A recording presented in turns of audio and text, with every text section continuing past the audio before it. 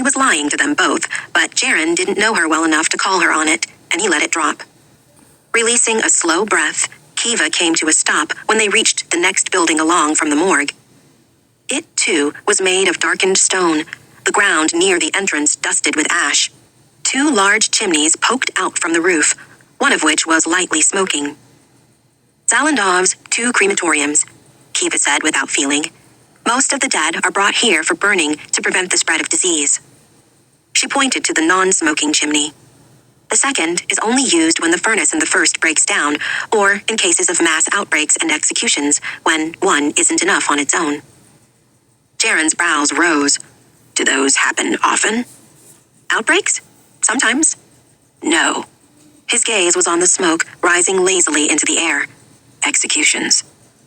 Kiva didn't dare glance at Nari as she answered, every day. Jaren's face was shuttered when he turned back to her. And how often en masse? Not as common, but not unheard of either, she shared, almost relieved that he was asking these questions. He needed to know what his future could be if he put one toe out of line. He examined her face, and she let him, hoping he could read how serious she was, how much peril they were all in, every moment of every day.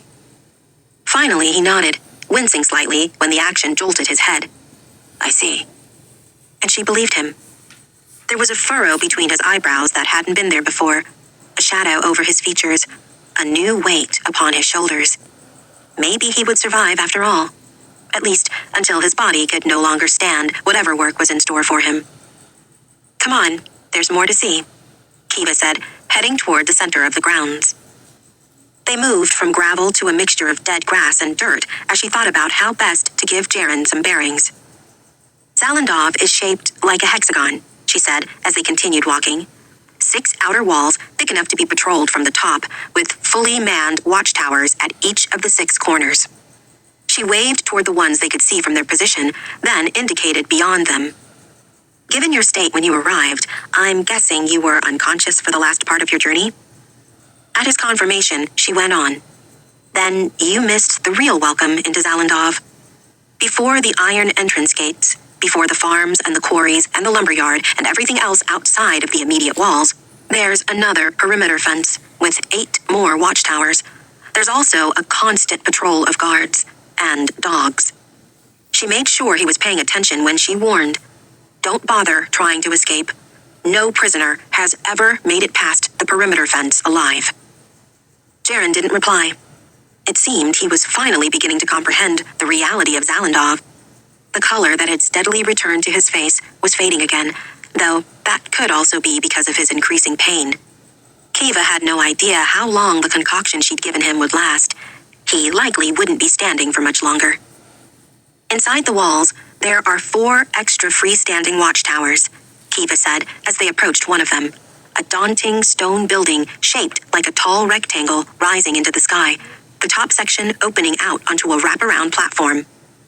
From her position, she could see 2 guards walking along it, and she knew more were inside. Together with the 6 wall towers, they offer a bird's-eye view over the entire inner compound. Someone is always watching. Never forget that. Again, Jaren didn't reply. Kiva kept walking until they were as close to the center of the grounds as she could get them. The infirmary, morgue, and crematorium are along the northwest wall. She pointed back the way they'd traveled. If we'd kept following it around, we would have hit the workrooms.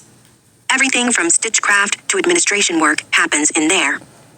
If we'd gone in the opposite direction, turning right from the infirmary, we would have hit the kennels, the central barracks where most of the guards sleep, and the entrance block beside the front gates where new inmates are processed. Jaren squinted through the twilight in that direction, his gaze slightly unfocused now as his pain took hold. Is that where visitors come to meet us? The question caught Kiva unawares. Prisoners aren't allowed visitors. What, never? Jaren asked, turning swiftly back to her. He swayed a little on his feet, and Kiva had to resist the urge to reach out and steady him. Does that mean you never said how long you've been here? She shrugged and looked away. It was answer enough. I'm sorry, Kiva. 3 words, said in his low, gentle voice, and they were nearly her undoing. 3 kind words from a stranger, affecting her enough to prompt the sting of tears. Was that how far she'd fallen? We are safe. Stay alive. We will come. She couldn't be so weak, not in front of Jaren, and certainly not in front of Nari. Her family needed her to stay strong. Pushing through the heaviness in her chest, Kiva straightened her spine and said, firmly, "There's nothing to be sorry for. My role as the prison healer might require me to help you and others, but I'm in here for a reason, just like everyone else. Murderers and rebels. That's what we are. You said it yourself." Jaren said nothing for a long beat, but then, slowly, he stated, "So, no visitors." When Kiva nodded stiffly, he went on, "That's no great loss. I wouldn't want my family to come anyway." A small huff of laughter left him. They'd be even less inclined to visit. A spark of curiosity flared in Kiva. It sounded as if he and his family were estranged, and she wondered if that was because of whatever had landed him in here. But then she saw that he was still watching her carefully, and she realized what he was doing. Distracting her, giving her a moment to regain control, offering her a conversational door that she could choose to keep open or slam shut. But why would he do that? This was why she didn't like doing prisoner orientation. It meant she had to talk with them, spend time with them, get to know them. She'd much rather remain alone in the infirmary, seeing them when they were sick or hurt, and then sending them on their way again. This was not... She didn't like this. Closing his offered door, she promptly returned to her role as his guide. "There's too much for me to show you tonight, and you're going to forget most of it anyway," Kiva said, partly because she wanted to be rid of him, and partly because he was still swaying, and she didn't want to have to carry him all the way to his cell block. "Most of what you need to know will depend on what work allocation you're given, and you'll learn that tomorrow."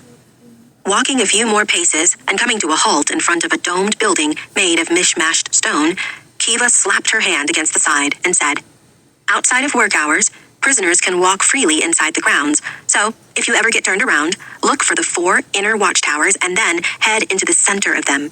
You'll find yourself here, right at the heart of Zalandov, and you'll be able to get your bearings again."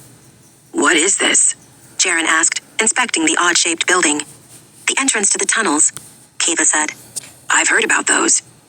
Jaren raised his unbandaged hand to his head, as if to ease the ache there. "Seems foolish to me, like an open invitation for an escape attempt." Kiva snorted, and Jaren turned to her in surprise. She schooled her face immediately. "It's a labyrinth down there, miles and miles of tunnels.